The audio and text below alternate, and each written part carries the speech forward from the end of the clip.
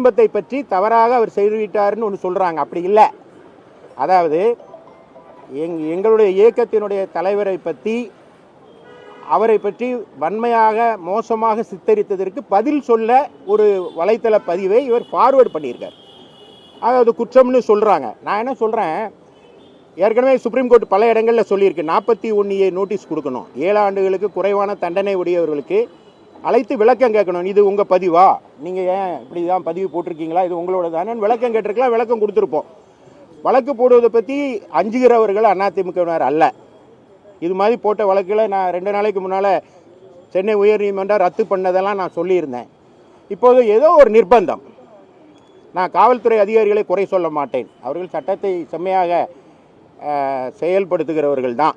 ஆனால் ஏதோ ஒரு நிர்பந்தம் அவங்களுக்கு இருக்குது. இரவோடு இரவாக அவரை கைது செய்து அவரை சிறையில் அடைங்க அப்படின்னு சொல்லியிருக்க அளவுக்கு அவர் ஒன்றும்